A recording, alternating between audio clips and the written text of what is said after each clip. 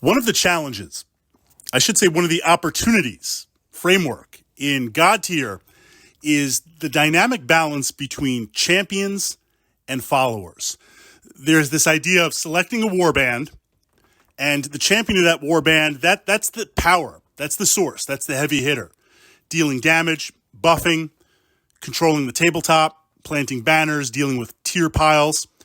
And the followers are there almost kind of secondary. Yes, they can add a little bit of dice volume to the game, but there is this tendency, and I do this too, to focus on the primary threat, those champions. And certainly the champions are the focus of the game.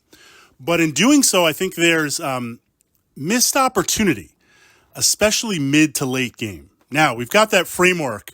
I want to just quickly outline two kind of very interesting features about Godtear.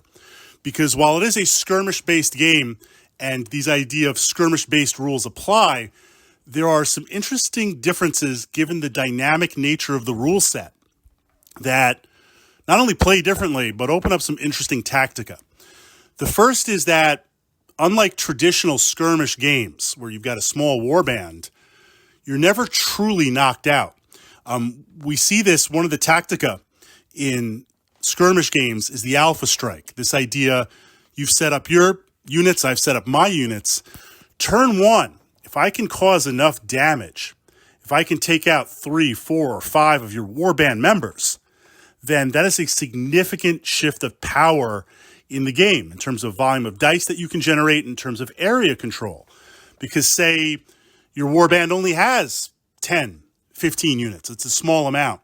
Different than capital or larger sized war games where, look, I'm putting down 150 Space Marines. I don't want to lose 20 or 25 a turn, but I could absorb that if I have to. You mitigate the alpha strike.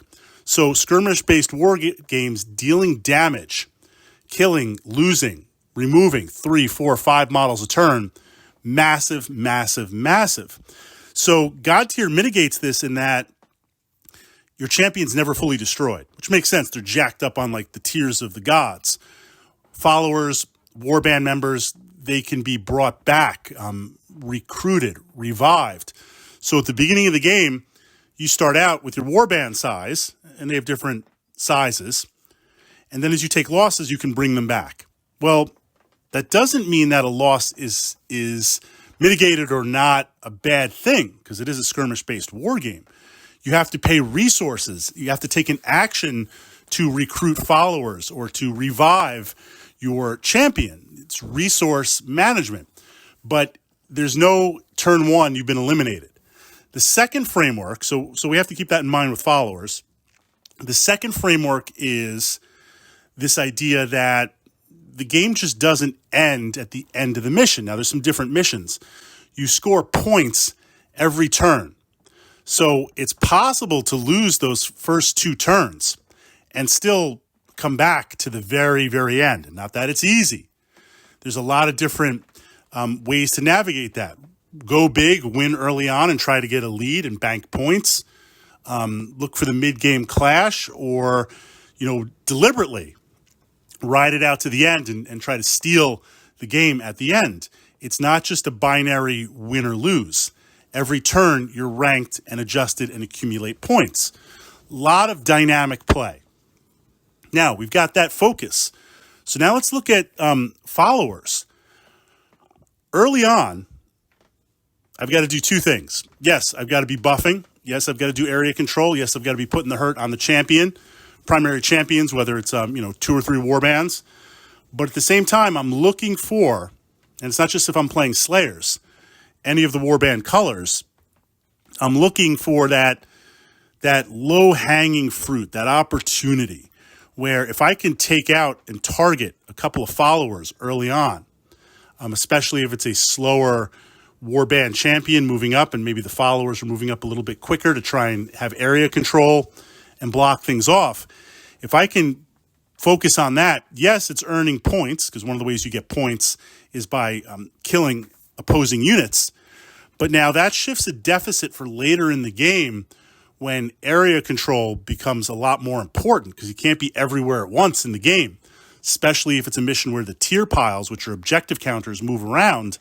If I can eliminate warband members early on, now I've forced my opponent to make a choice. Keep going with less warband members or spend some resources recruiting them. Might not matter, might be very one-faced, but anytime there's a choice to be made in a war game, there's a chance to make the correct choice or the incorrect choice. And often we might not know what that is until later on in the game. I might focus on destroying warband members, and you get to mid or end game, and it's like, well, that wasn't necessary, but based on the mission. But if it was, now my opponent has to choose. It makes it much harder. So going early on for those kills, I think that's important.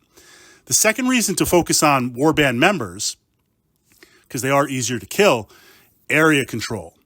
Area control in the game is huge. Now, the champions, there's this idea like they can go anywhere in the game. Technically, they can. They can move on or through tier piles, objective markers, although there's one or two warband leaders that can't. There's also some warband followers that can move through the tier piles. But this is where it's binary in that followers can't move on to tiers. Warband members can't move on to tier piles. But the champions can. So often what you'll see, though, is literally spreading your warband out, because you get the most points for planting banners and controlling tier piles. If I've had the chance to shift those tier piles either by adding or removing or having a champion that can manipulate, if I have some tier piles closer to my deployment zone, I put up a ring of followers if I got 2 or 3 warbands, and I physically block you mid to end game. I mean, I'm literally sacrificing my followers because you're going to try and smash through them. That is a viable tactic.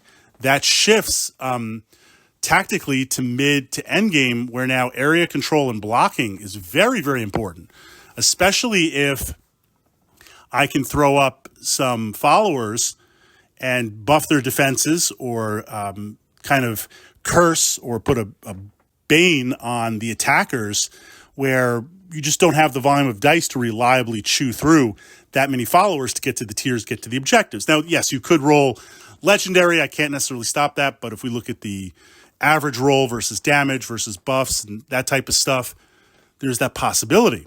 So if I eliminate followers early on, that takes care of the idea mid to end game of you using those for area control. Area control is important. It's mostly strong in the beginning of the game because you've got everything on the table. You haven't taken any losses yet if you've got 2 or 3 warbands. So within that framework, Godtear, very, very dynamic. We're dealing with a lot. We're focusing with a lot, admittedly. We're looking to navigate tier piles, plant objectives. We're looking to take down champions. We're looking to deal with followers.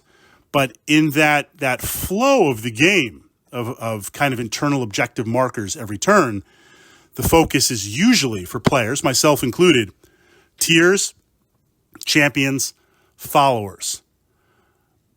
By putting followers third, I'm not saying they aren't third, but being mindful for opportunities to take them out, which will pay dividends, not only in points, but mid to later game, where things become a lot more dynamic, either to keep your lead and win the game, or make that comeback possibility.